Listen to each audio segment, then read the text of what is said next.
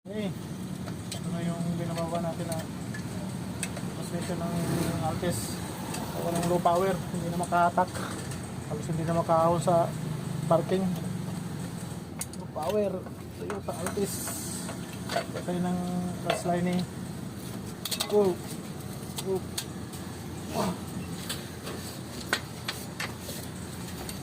Ito nga, kita nyo yung rivet, pumantay na sa sa kanyang asbestos, kaya sliding na siya, so hindi na siya makahatak.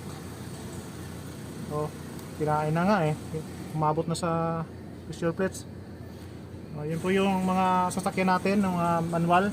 Pagka yung nagkukulang na sa hatak, lalo mga pahon, kinukulang, nabibitin, so indication na po yun na slide na po yung ating clutch. Yung clutch disc natin upod na. Okay, ayos. Ka-Diyos Garage. So mag-PM lang kayo.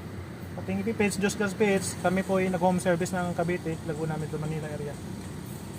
Okay. Balitan.